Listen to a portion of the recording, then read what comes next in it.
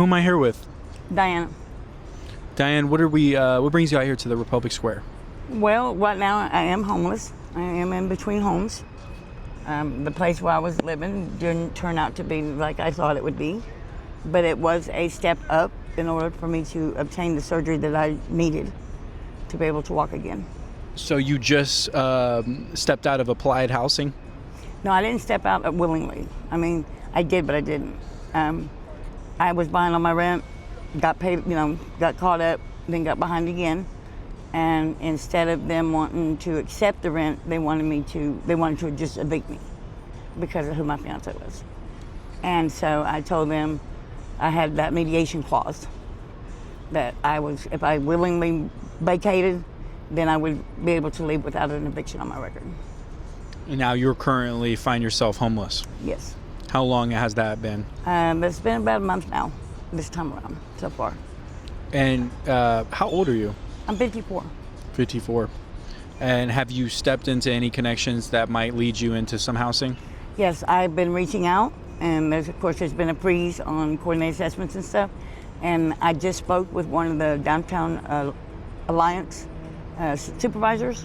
I just want to say this because I just realized, I'm sorry, I didn't mean the word stepped into something. I know the comment section is going to say that, but I don't mean to be funny with that. Okay. Sorry, I don't mean to be insensitive. No. But I mean, have you found any connections in that regard? I had one connection that I wasn't not able to connect with, but I just got through speaking with one of the supervisors of the Downtown Alliance, and he just did a referral for me. So I go to the Trinity tomorrow. And I'm assuming that you currently deal with a physical disability? Yes, I just got through having a full hip replacement done back in June. Hip? Full hip. Wow. I've been out in a chair since 2015, and I lost all mobility in my right leg. And a long, hard road, battling weight, stopped smoking, maintaining my weight, my sugars, all that. Finally was able to obtain the surgery. So I'm not living in the 24-hour excruciating pain that I used to live in. Well, that's huge. That's a lot. Congratulations. Thank you. And the reason I'm in this chair is instead of a walker right now is because I have a lot of stuff that I'm having to carry, and it's hard to do on a walker. Yes, ma'am. And you were telling me that you have a lot of respect on the street. I have found out that I did retain a lot of respect, unbeknownst to myself. I had my rules, I had my standards, and with anybody that comes and wants to hang around with me or whatever, I state those rules. And to me, if you violate those rules, it's over. You don't need to be around me, because that means you don't respect me or my company. I mean, I grew up with rules, and I just had my morals. And I was homeless before I got housing 2 years ago. And I was on the streets 5 years before my surgery. I wasn't even able to walk. I stayed in pain. And again, I stuck to my rules and my regulations, that I deemed was necessary. And if you wanted to hang out with me, that's what it was. And everybody started calling me Mama D. Next thing you know, I didn't know that I had the respect that I do now. I didn't know that. I knew that they always checked on me. Nobody ever messed with me physically or anything like that. And when they did, verbally, I stood my ground. I don't hesitate one bit to stick up for myself. But I didn't have to worry about anything either, and I didn't know that. So there is a lot of people out here that are homeless that's the same kind of rules and regulations and morals, Because what a lot of people don't understand, within the community lies, it's almost like it's an own population, invisible to society. I feel like they like to put us to the side and not acknowledge that we're here, but we're here. I mean, good, bro. We are in their face. You need to ask for something? They like it or not. Okay. Hey, would you give me something to drink out of my bag? So, yeah. I mean, it's just. And a lot of people look up to you out here, it looks like. Not only do you have respect, but it looks like a lot of people come to you for answers. Well, because I don't have a bachelor's degree, but I like helping people. My sister got her bachelor's degree in sociology and a minor in psychology, and she told me I needed to do the same thing. I told her I'm not ready to be a full-blown case manager, but being incarcerated, being on parole, being kind of just out there without any assistance, I had to obtain all the resources that I had at that time on my own. And I see a lot of people that don't know they don't know where to go. And it's just, thank you. It's just the way it is, I know how it is. I like helping people. That's just me. Now, I don't like being around a lot of people. I guess you can call it kind of an antisocial type thing because my anxiety does build up. But if somebody comes to me with resources, I don't mind hesitating one bit. If I can get it, I will. You want me to help you open that? Is it okay if you take your sunglasses off? Oh, I'm sorry. I think people could really connect to your eyes. I don't like it. Okay. You're quite the character. I'm curious to know, who was your leader growing up? Who was my role model? Who was your role model? How have you become such a great leader out here? Well, my mom was a single mom of 3 girls, and she raised us on welfare. And I guess you can say that my morals and stuff came from my grandparents, which is her parents. My granddad and my grandmother, 67 years before they passed away of marriage. And not one time did they raise their voices at each other. Not one time did they ever raise their hands at each other. I mean, they battled the Great Depression, the Indian raids with, siblings being kidnapped and held hostage and stuff before being returned. And if they can survive that, sorry guys, can survive that. Oh goodness. Then this thing's tripping. That's where I guess you can say that we came from a bloodline of non-quitters, because my grandmother's ancestries was they founded the land and worked the land, stuff like that. My granddad was Indian, so they worked the land and stuff. And so no, quitting is not an option. I battled my depression a lot. And so I was able to dig that little tunnel, and just keep that chip in the way, like they say that, there is another tunnel, whether we realize it or not. So I battled major depression, and everything else, so. And you were telling me that your father was associated with the famous Hells Angels, yes. And you were telling me, what did you call it? It's a code of ethics. I'm a biker's daughter. Not a preacher's daughter. Not a preacher's daughter. A biker's daughter. A biker's daughter. That's a very interesting distinction. Because even though I seen the faith that my grandparents had, they had the Bible at the end of the table, the couch, the family Bible that had the documentations of births and divorces and all that. But I've never seen them one time step foot in a church. Not one time have they opened the Bible or anything like that, but they always had that faith. And that's where, even though I have battled it in the past, I still have that faith. Coming from a family, a household that was, associated in Hell's Angel, how was your life different from a normal person? I didn't really know the Hell's Angels life because my mom wasn't with my dad at the time. But knowing what I know and knowing who my dad was, I kind of guess you can say I adopted the morals, I guess you can say. But there's just certain standards that you don't cross, and even being out here, in the gangs, you see these gangs rivalries and stuff, where they're just popping off and shooting each other up and stuff over bullshit, as I could say. Excuse me, I don't know if I can say that word, but. You're completely fine. Yeah, it's ridiculous, and I don't know. I'm curious to know, you spent a month out here. You did 5 years. I did 5 years in a stretch. About 2 years ago, right before I got housing. In a constant state of suffering. Yeah, and I was in excruciating pain because of my hip. Yeah. But the housing you got allowed you to leverage into It allowed me to get into a place called the tiny homes. It's like a micro home, even though the water and stuff, running water was in another building. But that alone allowed me to get the stability that I needed in order to obtain the surgery, because my surgeon was not going to allow the surgery to even be scheduled until that was done. I was on a waiting list and he said, no, you have to be in the house before I will allow the schedule to even take place. And I've had the schedule several times scheduled and had it canceled on numerous occasions. If it wasn't medical, the blood, all that, trying to get lined up like it needed to be. What's the first thing that pops into your head right now? First thing pops in my head is I'm here because of God. There's a reason I'm here. I don't know what. I try to look at the positive of every situation. Something is out there, and something is why I'm here. And I've seen it in real time. You provide leadership to this community. I don't want to think of it as leadership. I want to think of it as standards, maybe. I mean, there's enough turmoil being homeless. Chaos. We don't need to be tearing each other down.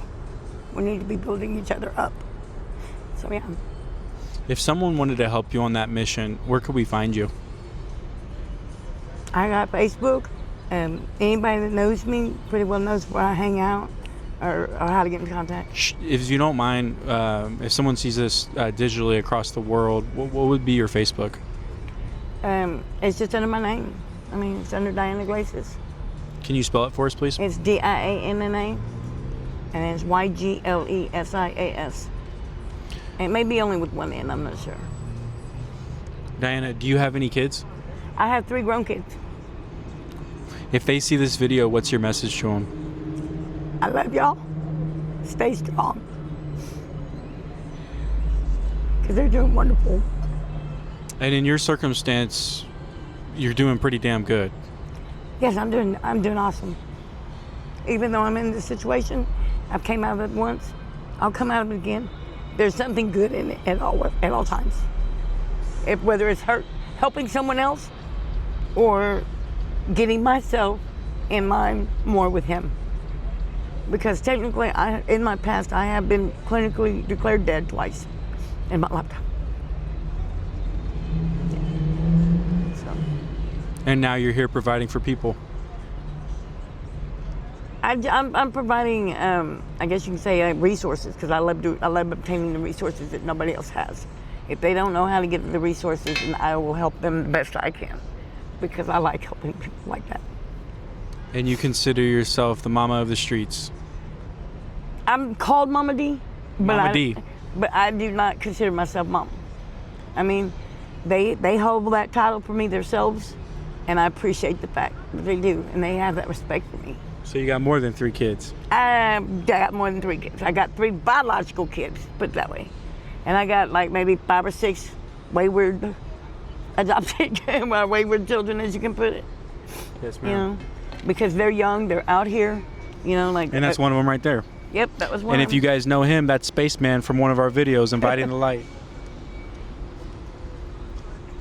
And then there's another young couple out here. They're only 19 and 20, and she's 4 months pregnant.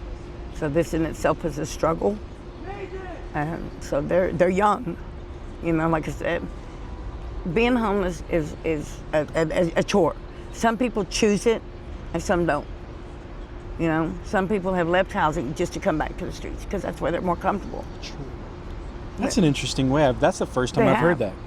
Yeah. Being homeless is a chore. It is a chore. Because some choose it and some don't.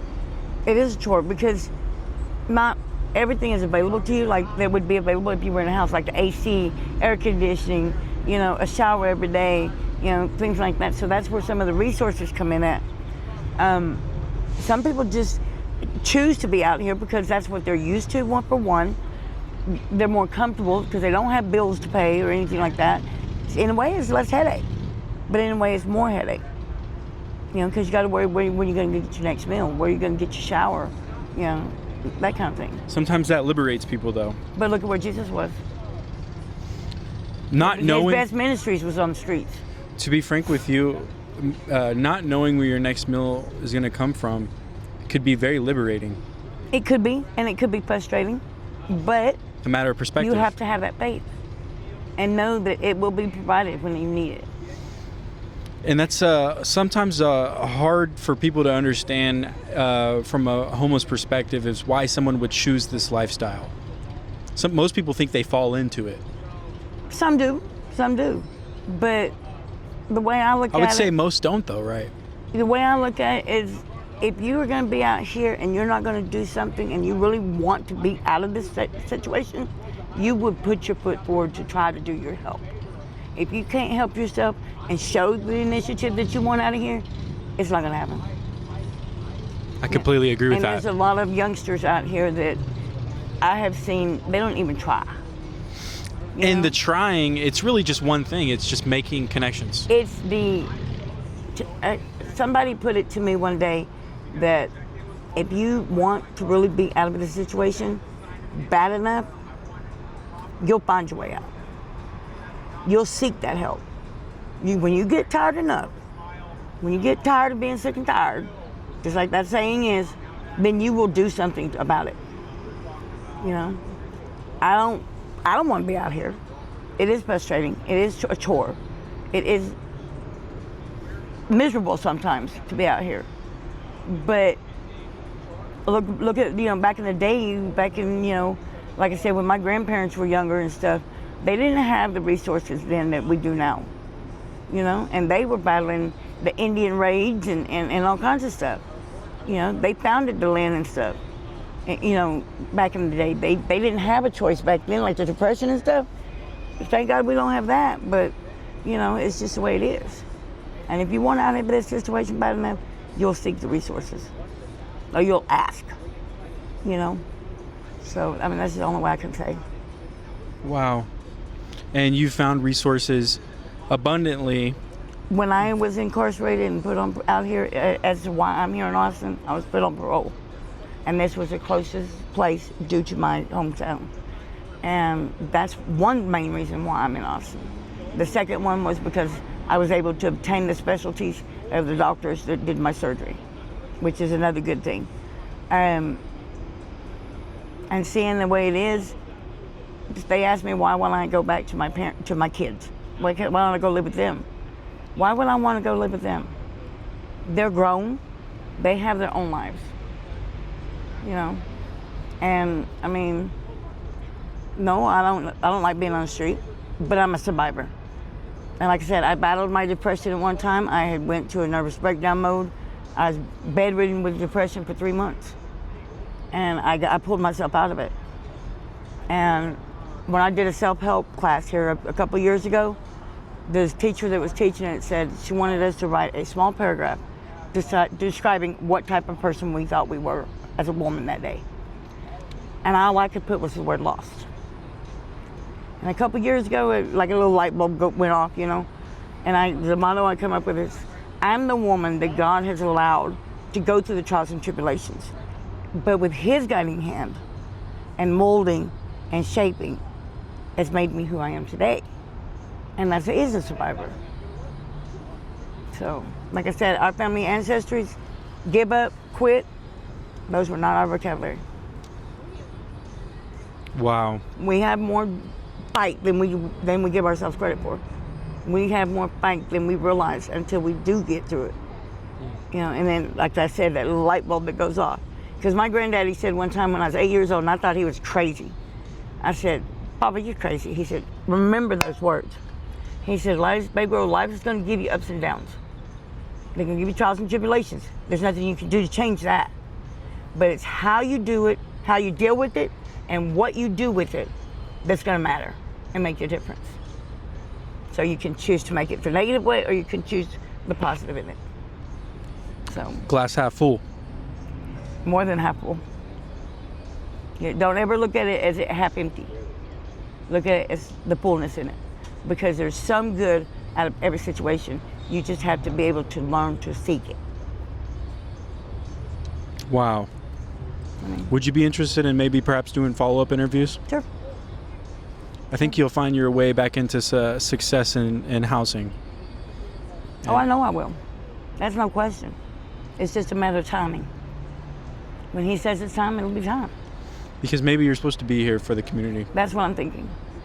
Because I've been out here before, I know the situation, and like I said, but when I did get into my housing, that's where I met my fiance, and who has been my rock for the last 2 years, and through my excruciating pain and all that. If it wasn't for him, I have to say that's where God made, put that positive in my life. Diana, there's been a case of missing people in Austin and around the nation progressively multiplying. What do you know about that? The only thing I know is if they were there, I mean, they're out there, missing. If they want to be found, they'll be found. If something has been foul play or anything, God forbid that that's happened, but it has been known to happen.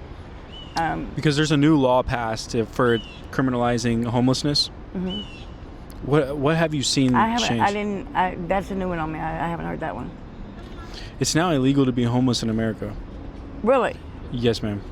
Wow. And people are becoming disappearing. And the population doesn't know what's going on. They assume that, they're getting a nice clean blanket every night.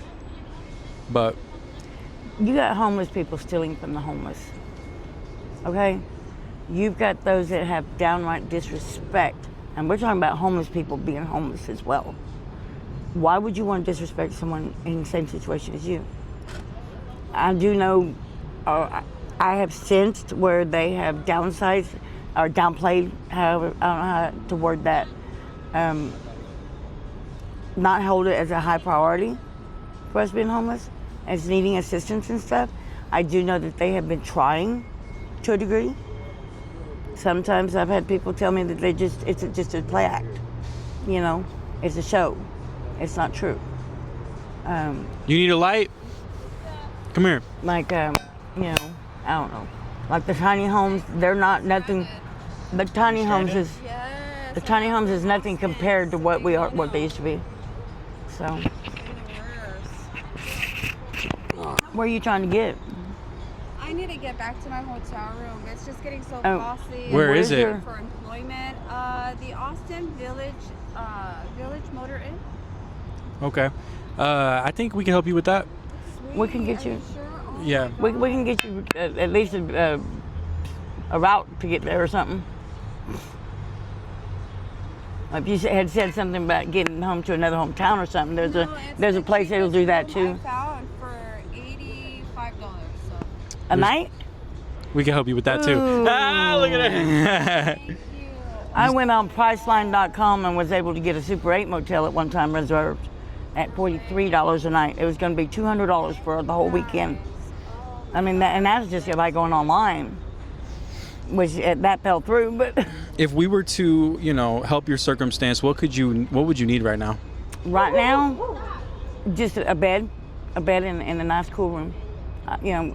Even if it's for just one night. Oh, we're not allowed to smoke here, however. No, you're allowed to smoke out here.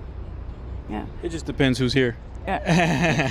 Oh, no. I didn't know that there was any prohibition in there. Nah, there's definitely prohibition for Thank smoking. you. I'll be back. Really? I'll watch your back. Thank you. Yeah. Wow, I didn't know that. See, that's a new one on me. Yeah, don't get caught smoking out here because the police will use that as an excuse to check your ID. Well, I vape. I don't smoke cigarettes anymore. That's actually prohibited as well. Well, what they don't see won't hurt. That is what it is. I mean, you can't tell me that they won't hide and smoke. Even security, I've seen them hide in little gators at night and smoke. Yeah. Diana, if you could share a message with the world and the entire population heard you, what would you say? Gosh, that's a hard one. To sum everything up, regardless of whatever situation you're in, there is good that will come out of it in the end when God seems it's right, regardless of whether we want it now or later. We want everything instant gratification. Sometimes that's not the way He sees it. But always hold your head up high and don't ever say you're sorry. You said what? Can we go now? Where are you trying to go? To my hotel room. Okay, yeah. We could help you with that. Because I was always saying I'm sorry, regardless of whether the situation was my fault or not.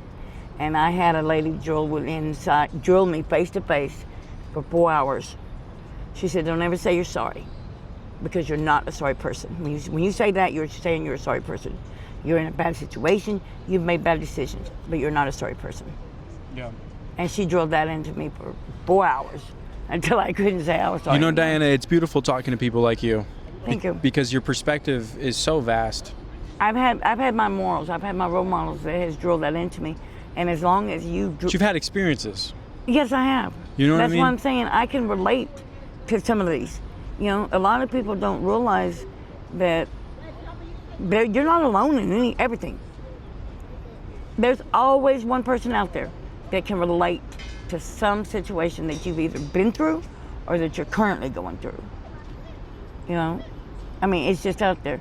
You just have to be able to be comfortable enough to speak with that person and, you know, let them talk to you. Then you'll understand you're not alone. We're not alone. Even if we don't talk to a person that's in, you know, that's physically in front of us, we have the man upstairs. We have a higher power. And as long as that faith is held in, we can get through anything. God bless you, Diana. Thank you. Thank you for tuning in with us. Thank you. We're going to honor your message, and I think you should, you know, receive a lot of support. Thank you. In your mission out here. Because, guys, we got you, Mama. In real time, I see you. I've been observing you, and I've been watching you really support the community that you live in, which is, you know, it's an honest justice what you do out here, Well, Diana. Thank you. You have these people that have money or have their hotels or whatever, and they look down on you just because of the way you dress. Mm-hmm. I've been through that judgment in my lifetime. You know. Some water? Hang on. Baby boy. This is Mama Go D see right if I here. have any water in the cooler, please. And see if there's any water in there. Is that yeah. north or south? We'll have to Google it. Okay. We'll have to Google it. All right, Do you cool, know Dana. about where it's at? Approximate?